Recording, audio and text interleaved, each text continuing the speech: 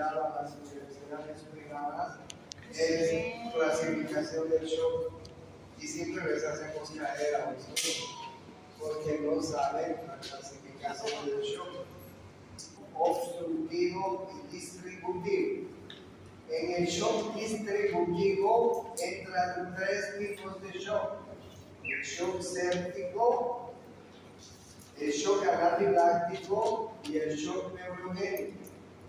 ¿Ok? De nuevo, ¿cuál es la clasificación del shock? Cardiogénico, hipovolémico, obstructivo y distributivo. Distributivo. Y en el shock distributivo entran el shock séptico, el shock anafiláctico y el shock neurogénico. Bueno, no se olviden de esa clasificación. Bueno, entonces bien, ahí ustedes pueden ver las diferentes variaciones que hay en los diferentes shocks que vamos a ir viendo en cada uno de ellos. Bueno, y después voy a volver a esta diapositiva. Entonces, bien, el shock hipovolémico. El shock hipovolémico, como ustedes ven, tiene algunas causas que son de tipo exógena y de tipo endógena, ¿no es así? Las causas de tipo endógena son exógenas, hemorragias gastrointestinales, renales, cutáneas, quemaduras, síndrome de diabetes. ¿Ya? Y las causas de tipo endógena: extravasación por inflamación, trauma, anafilaxia, ferocromocitoma y envenenamiento. He encontrado una clasificación muy bonita del shock hemorrágico, y la vamos a manejar esta. ¿Bueno? Entonces, ahí ustedes están viendo con trauma, y cuando hablo de trauma hablo de los ejemplos que ustedes están viendo. Porque en un trauma ustedes se dan cuenta que puede haber ruptura de grandes vasos, que puede haber heridas penetrantes, en abdomen y tórax y pelvis, que pueden haber laceraciones, ¿no? Hemorragias gastrointestinales, que las clasificamos: hemorragias digestivas altas, hemorragias digestivas bajas. Las hemorragias digestivas altas son las que están por encima del ángulo de Trace. Acuérdense dónde es el ángulo de Trace, ¿no? Y las hemorragias digestivas bajas son las que están por debajo del ángulo de Trace. ¿Ya? Bueno, y ahí ustedes tienen algunos ejemplos de hemorragias digestivas altas y bajas. No se olviden, hemorragias digestivas altas por encima, patologías por encima del ángulo de Trace. Hemorragias digestivas bajas, patologías por debajo del ángulo de Trace. También tenemos causas pulmonares, ¿no? Como ustedes están viendo: el embolismo pulmonar, el cáncer de pulmón, la tuberculosis, la aspergilosis, el síndrome de Guillain-Barré. Tenemos causas obstétricas que son muy importantes, ¿no?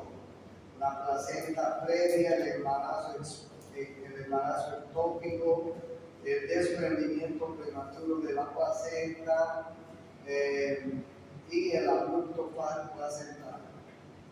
Y ahí ustedes pueden ver otras causas como la ruptura de aneurismas,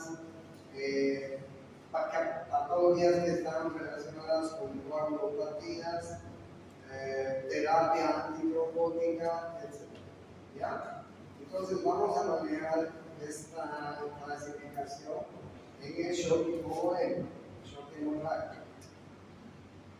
El shock hipovolémico se clasifica por varios tipos de fases, digamos, ¿no? Tiene varias clasificaciones. Una de las clasificaciones es esta, con respuesta a la pérdida de sangre, y se clasifica en fase 1, fase 2 y fase 3. En la fase 1, el relleno transcapilar está alterado.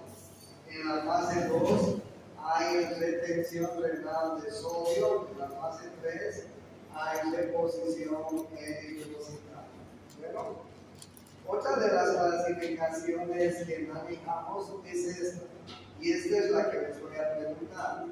Grado 1, grado 2, grado 3 y grado 4. Miren ustedes el grado 1. Es una pérdida de menos de 750 ml de sangre.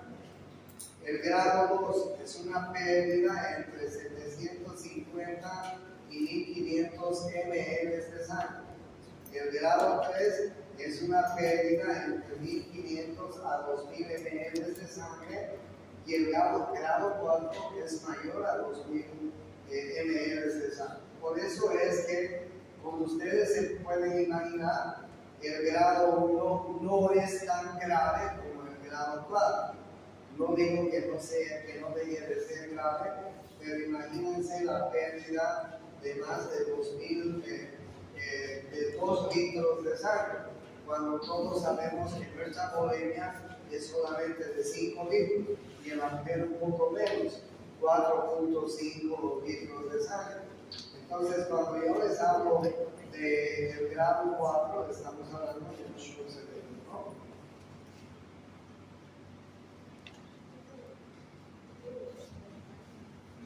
Y ahí ustedes tienen el porcentaje del volumen plasmático según cada grado, ¿no? Cuando hay menos de 750 ml, hay un menor al 15% de volumen plasmático de sangre. El grado 2 está entre 15 a 30% del volumen plasmático. El grado 3 está entre 30 a 40% del volumen plasmático y el grado 4 está mayor al 40% del volumen plasmático.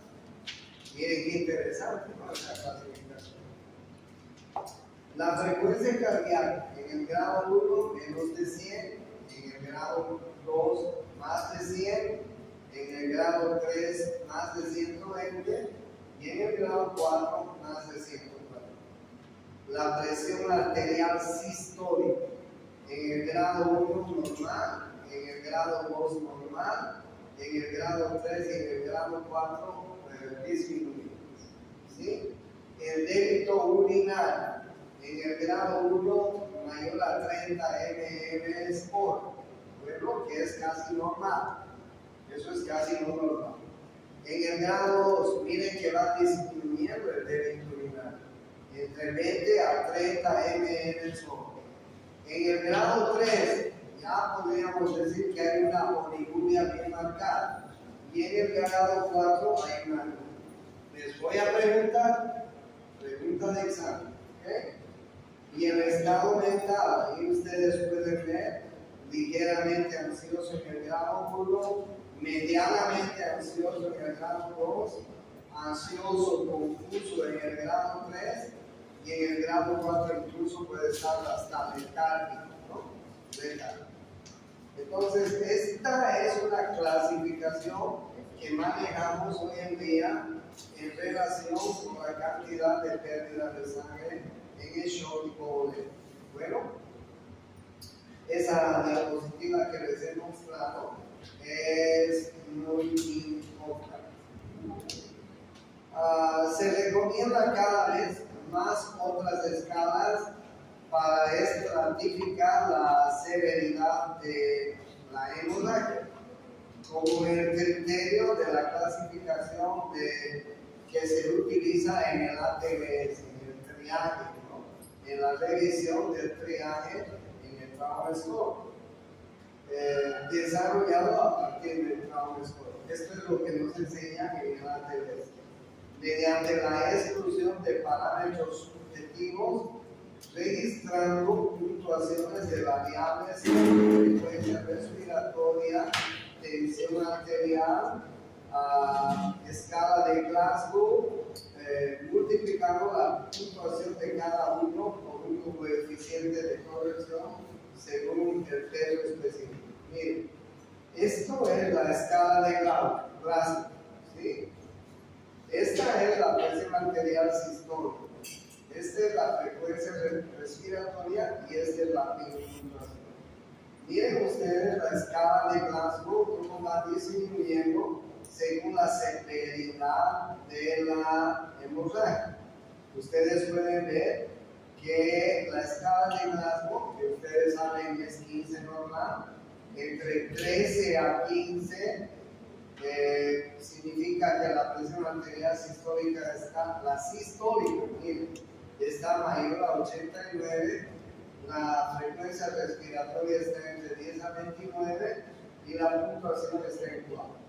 Miren cómo va disminuyendo la escala de Glasgow a medida que va aumentando la cantidad de pérdida de sangre, hasta que podríamos llegar a una escala de Glasgow cuando la presión arterial sistólica está entre 1 a 49 milímetros de mercurio.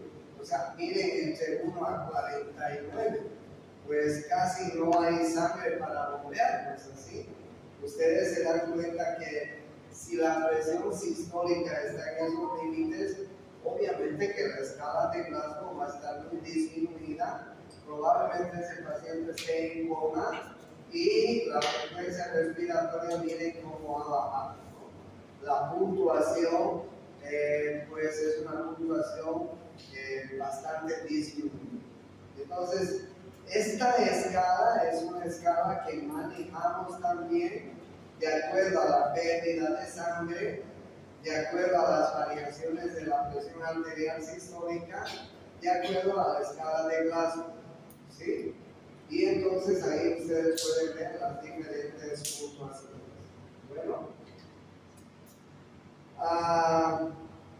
Bueno, hay otras tablas también que, pues según la hemoglobina, miren ustedes, según el exceso de base, según la presión arterial sistólica, según la frecuencia cardíaca, según la cantidad de líquido libre abdominal, según la fractura inestable de la pelvis, según la fractura abierta del fémur y según el sexo. ¿Okay? O sea, miren ustedes cómo clasifican el shock hipovolémico según diferentes tipos de variaciones. Bueno, porque el shock hipovolémico, como les decía a un comienzo, puede ser causado por varios factores, ¿no? Y cada uno de ellos pues va a hacer una clasificación de la intensidad de la gravedad del shock. Ahí ustedes tienen otra clasificación de la hemorragia que ustedes pueden ver, ¿no? El 15% del volumen va a producir taquicardia, grado 1, el 20% de pérdida del volumen va a producir hipotensión ortostática, grado 2, entre el 30 al 40% del volumen de la apoemia va a producir hipotensión supina o injuria, grado 3, y más del 40% del volumen sanguíneo va a producir obnubilación, colapso cardíaco, grado 1. Entonces, bien, ¿cuál es la clínica del shock hipovolémico? Estos pacientes que van perdiendo sangre pueden perder paulatinamente o pueden perder bruscamente. Ustedes saben bien, se dan cuenta. Disnea, presión arterial puede ser normal o baja según el estadio del shock.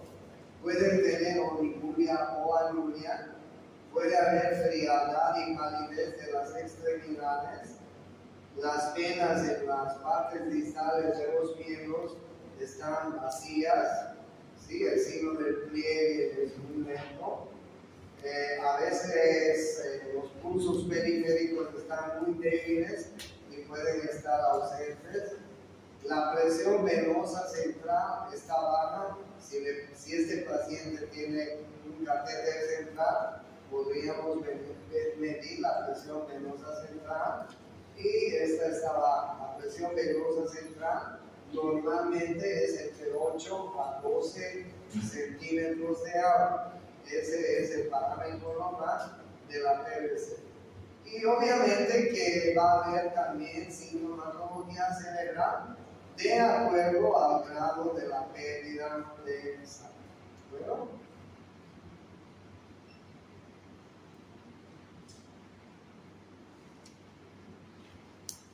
Hay una carga, hay un tratamiento para la carga, pero no les voy a inducir a eso. Pero ustedes ya se dan cuenta que hay que poner trámulas muy gruesas, la más gruesa posible, en ambos brazos y colocar pues vías a chorro, ¿no? Si estamos perdiendo mucha sangre. Y además a ese paciente habrá que darle transfusiones si la pérdida es muy ostensiva. Se dan cuenta ustedes del tratamiento, ¿no? Hay que hidratarlo casi inmediatamente a un paciente que tiene antecedente de shock. Miren ustedes, maniobras de autotransfusión, elevación de las piernas, posición de tren de Bernoulli. A veces se utilizan unos pulsos neumáticos para los pantalones anti-shock que se llaman, para detener el flujo sanguíneo hacia los miembros inferiores. Bueno, el cálculo de volúmenes requeridos pueden tomar en cuenta esta diapositiva, estimando el volumen sanguíneo normal. Si es varón, 70 ml por kilogramo de peso en una hora. Si es mujer, 60 ml por kilogramo de peso se hace la hidratación. Bueno, pero hay que estimar el porcentaje de la pérdida de volumen según la clasificación de la hemorragia. Para eso, los signos vitales son importantes, la presión arterial, el pulso, la frecuencia respiratoria, el hematocrito, la hemoglobina nos pueden servir, porque eso nos va a ir midiendo qué porcentaje está la pérdida de líquidos. Y por supuesto, si no tenemos sangre a mano, podemos dar coloides o podemos dar cristaloides. El Ringer normal, el Ringer lactato son ideales, o algún coloide. Los coloides se llaman los aigmaceres. Ustedes han escuchado todavía. Entonces, bien, ¿cuáles son los indicadores de restitución adecuada de líquidos en un shock hipovolémico? Presión de llenado ventricular izquierdo, la PVC, el volumen urinario, la perfusión periférica, el llenado capilar, el sensorio, son indicadores que nos van a hacer más o menos pensar en una restitución del líquido. Pero cuando hay un shock hipovolémico, ¿apagaron el aire? ¿No se apagó? Se apagó. Bueno, el siguiente shock se llama el shock cardiogénico. Ustedes pueden ver ahí las causas del shock cardiogénico: infarto miocárdico con necrosis masiva, complicaciones post-infarto, hipovolemia no corregida, taquiarritmias, bradiarritmias, cardiomiopatía chagásica terminal, cardiomiopatía isquémica o congestiva terminal, contusión miocárdica traumática, infarto del ventrículo derecho. Todos estos son factores etiológicos que pueden producir un shock cardiogénico. Bueno, y dentro de los factores fisiopatológicos que tenemos en un shock cardiogénico, miren ustedes: depresión de la función miocárdica, el volumen vascular está más distribuido, hay un aumento de la resistencia al flujo sanguíneo en la circulación sistémica y pulmonar, hay una función capilar anormal y pueden haber shunts arteriovenosos de sangre. Entonces, bien, no se olviden cuáles son los factores etiológicos, todos estos que les estoy mencionando, y además no se olviden los factores fisiopatológicos que pueden estar alterados en un shock cardiogénico. Bueno, entonces, en el shock cardiogénico ustedes saben que por los factores que ya les he mencionado, hay una disminución de la contractilidad del trabajo del corazón y esto va a aumentar la presión capilar pulmonar, esto va a aumentar la resistencia vascular sistémica y esto va a producir una disminución del gasto cardíaco, un shock cardiogénico. Bueno, entonces en el shock cardiogénico es muy importante la isquemia miocárdica, el infarto del corazón, que disminuye el trabajo del corazón, la contractilidad. Es muy importante tomar en cuenta también que al disminuir la contractilidad y en una isquemia va a haber disminución del gasto cardíaco, va a haber disminución de la presión arterial y esto va a conllevar a disminución de la perfusión coronaria, o sea, va a aumentar la isquemia miocárdica cada vez más. Bueno, ¿cuál es la clínica del shock cardiogénico? El paciente está agitando, la presión venosa auricular normal o aumentada, la presión arterial puede estar normal, puede haber taquipnea y disnea, el pulso puede ser filiforme, si hay alguna taquiarritmia, si hay algún infarto, puede haber oliguria o anuria, los pulsos periféricos están disminuidos, las venas de las extremidades inferiores y también superiores distales están vacías, hay una acidosis metabólica porque se empieza con un metabolismo anaeróbico y entonces eso va a producir la producción de ácido láctico y una acidosis. La saturación de oxígeno está disminuida, la presión venosa central está aumentada y hay cianosis generalizada. Esa es la clínica del shock cardiogénico, ¿no? ¿Y cómo estabilizamos un shock cardiogénico? Asegurar la ventilación y la oxigenación, ¿no? Si necesita ventilación por máscara, ok, está bien, pero si hay que intubarlo, pues hay que intubarlo, ¿no? Y hay que conectarlo a una máquina respiratoria. Restaurar la presión arterial por lo menos hasta que la presión arterial media esté en 70 milímetros de mercurio. Se puede usar dopamina, se puede usar norepinefrina. Corregir la hipovolemia, tratar las arritmias y el dolor si se trata de un infarto del corazón. Ustedes saben que el infarto del corazón produce un intenso dolor precordial y ese dolor hay que tratarlo como diástasis, ¿no? Y corregir las relaciones de ácidos, corregir las alteraciones, sobre todo acidosis. Hay una acidosis y eso es lo que hay que corregir. Entonces, esa es la dualidad del shock cardiogénico.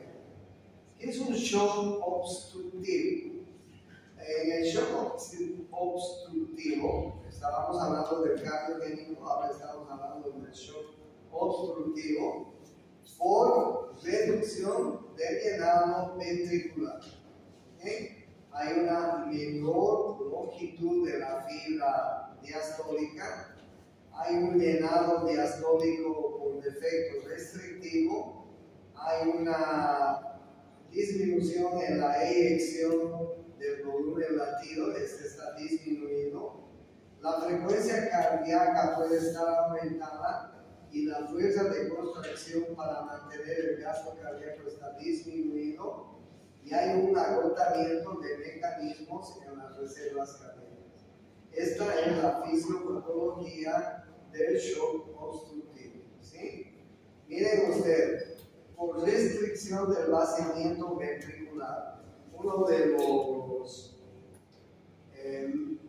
una de las patologías que pueden producir este shock obstructivo es el tromboembolismo pulmonar, en la cual hay una obstrucción del 50 al 60% del lecho vascular.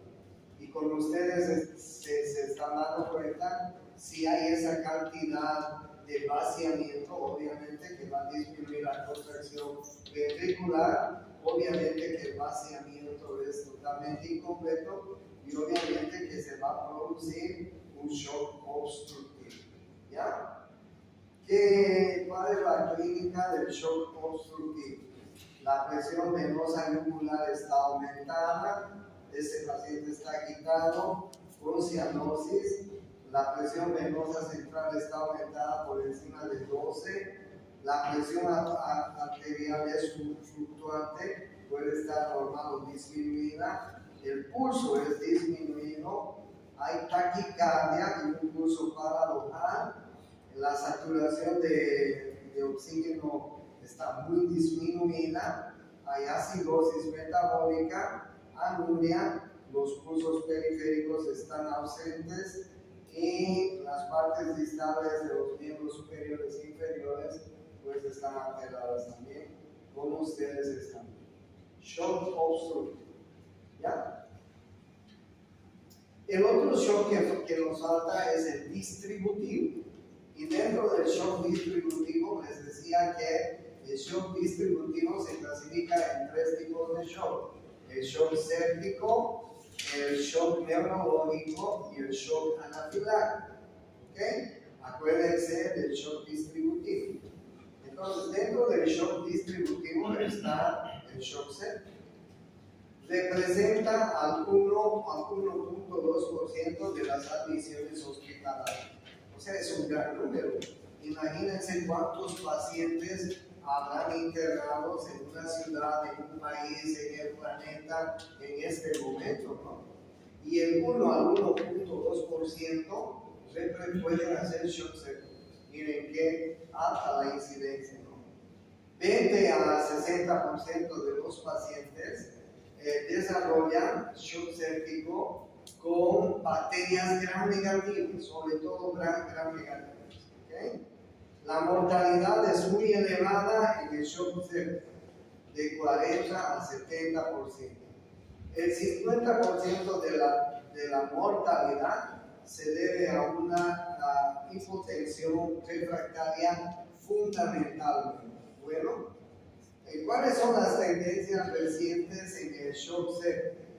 Hay que el uso de terapia inmunosupresora, aumento del monitoreo invasivo, el incremento de trasplantes, el aumento de la longevidad, causas bacterianas, los gram negativos en un 70%, los gram positivos en un 80%. Miren ustedes cuáles son las causas, si ustedes quieren, que hoy en día pueden llevarnos a un shock séptico, ¿no? Mucha gente usa inmunosupresores. Claro, hoy en día mucha gente está sometida a trasplantes de algo, ¿no? Y si una persona está sometida a un trasplante de cualquier cosa, hay que darle inmunosupresor. Mucha gente en el hospital, hay gentes que están sometidas a monitoreos invasivos, tienen sondas nasogástricas, tienen sondas vesicales, tienen catéteres centrales, o sea, están pues monitorizados por todo lado, ¿no es así? Y eso aumenta también las infecciones nosocomiales, intrahospitalarias. Ha habido el incremento de trasplantes y el uso de terapia inmunosupresora gracias a los trasplantes. Está aumentando la longevidad, ¿no? Antes las personas pues vivían con exageración hasta los 60 años, ¿no? Hoy en día pues podemos vivir hasta los 80 y más años las personas. Y las causas bacterianas. Miren que las causas bacterianas pueden haber gran negativos, pueden haber gran positivos, pero además pueden haber otros microorganismos que ustedes están viendo.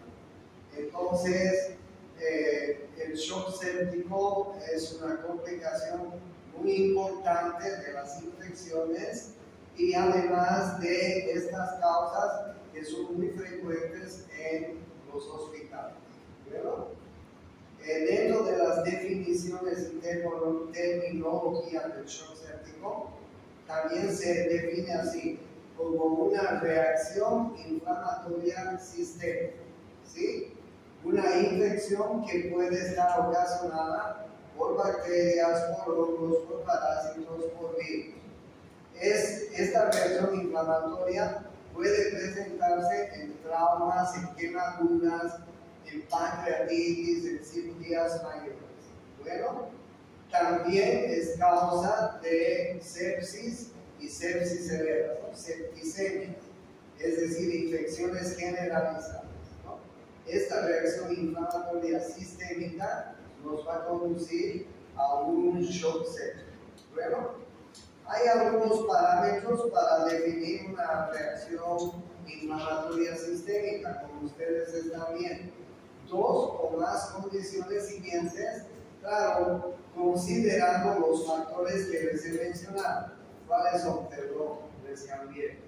Temperatura mayor a 38 grados o menor de 30, frecuencia cardíaca mayor de 90 por minuto, frecuencia respiratoria mayor de 20, la presión arterial de CO2 menor de 32, leucocitos mayor a 12.000, menor de 4.000 o 10% de formas inmaduras en los glóbulos blancos. Cuando tenemos en un hemograma formas inmaduras de los callados, podemos pues pensar que estamos frente a un shock séptico. Entonces, el shock séptico lo podemos definir como sepsis o sepsis severa, si ustedes quieren, donde existen 2 o más criterios de la respuesta inflamatoria en presencia de una infección. Y sepsis severa es una sepsis asociada a hipoperfusión o hipertensión.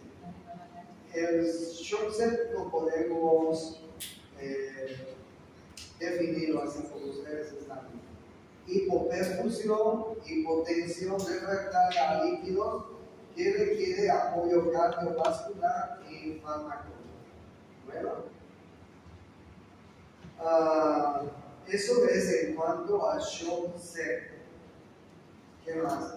Dentro de la fisiopatología del shock séptico, ustedes pueden ver que hay una liberación de mediadores proinflamatorios que hemos ido viendo a lo largo de este curso, y esta liberación de mediadores proinflamatorios van a ser causados por gérmenes gram positivos, por gérmenes gram negativos. Estos gérmenes van a producir un shock séptico, ¿no? La liberación de estos mediadores proinflamatorios van a producir un shock séptico. Va a haber un aumento de los anticuerpos y va a haber una mortalidad bastante importante en el shock séptico, ¿sí?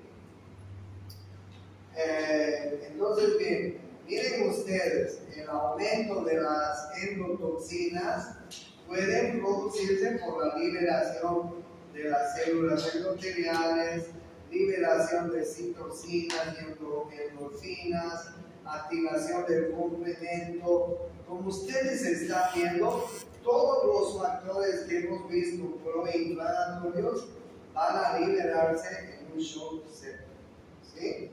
Y las consecuencias de esta liberación de proinflamatorios en el shock séptico, pues va a producir todo lo que les he mencionado, ¿okay? Entonces, bien, ¿cuál es la cascada fisiopatológica en el shock séptico? Hay una disminución severa de la resistencia vascular periférica. Esta disminución severa de la resistencia vascular periférica produce disminución del gasto cardíaco. Esta disminución del gasto cardíaco va a producir hipotensión arterial severa, va a producir insuficiencia cardiovascular. Esta insuficiencia cardiovascular se refiere a la depresión y a la dilatación del miocardio. Esta insuficiencia cardiovascular se refiere a la vasodilatación, vasoconstricción, mala distribución y la lesión endotelial. ¿Ok? El shock, la cascada fisiopatológica del shock séptico nos puede llevar a un cuadro de muerte o complicaciones severas o finalmente recuperar. ¿Ya? Entonces, bien, hay cambios fisiopatológicos en la vasculatura del shock séptico. ¿Cuáles son esos cambios en la vasculatura del shock séptico? Vasodilatación, vasoconstricción, mal distribución del flujo, lesión endotelial. ¿Okay? Hay una lesión en el miocardio en el shock séptico. Dilatación y depresión del miocardio, como ustedes están viendo. Hay una liberación de mediadores proinflamatorios en el shock séptico, como ustedes están viendo. Todos son mediadores que van a agravar el cuadro de placer. Y ahí tienen ustedes la clínica del shock distributivo. Y no se olviden que en el shock distributivo entra el shock séptico, entra el shock anafiláctico y entra el shock neurogénico. ¿Okay? ¿Cuál es el ejemplo clásico de un shock anafiláctico? Por ejemplo, la reacción grave a un medicamento, ¿no es cierto? Mucha gente ha muerto en la emergencia del hospital por haberse puesto una penicilina, por haberse puesto algún medicamento al cual era alérgico y ha hecho una alergia grave, incluso con edema de glotis, una reacción alérgica generalizada, un shock anafiláctico. El otro shock que está dentro del shock distributivo es el séptico y el otro shock es el neurogénico. Imagínense una lesión de la médula espinal en un accidente de tránsito. Imagínense una lesión de la médula cervical cuando una persona está manejando a mucha velocidad y choca de frente. Lo que pasa con la médula cervical, a nivel cervical, es que hay una especie de latigazo de la médula cervical. La cabeza se va hacia adelante y luego hacia atrás. Es decir, se produce un síndrome que se llama el síndrome del latigazo. Esto puede ser tan grave que puede producir una lesión a nivel medular, es decir, una sección de la médula espinal a nivel de la médula cervical y producir un shock neurogénico. ¿Ya? Que shock neurogénico, el shock anafiláctico y el shock séptico se encuentran dentro del shock distributivo. ¿Okay? ¿Y cuál es la clínica? La disnea, disminución de la presión arterial, la taquicardia, puede haber poliuria o la sepsis, puede haber insuficiencia renal aguda, puede haber poliuria, puede haber anemia. Hay ansiedad, la presión venosa central está baja normal, hay alcalosis respiratoria, acidosis metabólica, el llenado capilar está más de 2 segundos y la piel es caliente en el shock distributivo. Bueno, Entonces, estos son los tipos de shock que hay que tomar en cuenta en el shock distribuido. Obviamente que hay que monitorizar a estos pacientes, ¿no es cierto? Miren ustedes, la vigilancia venosa, arterial, pulso, orina, respiración es muy importante.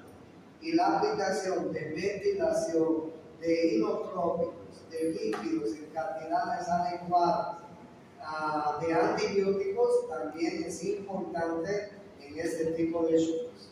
¿Okay? Eso es todo lo que les quería contar de los shocks. Es un resumen que les he hecho del shock y de la clasificación del shock.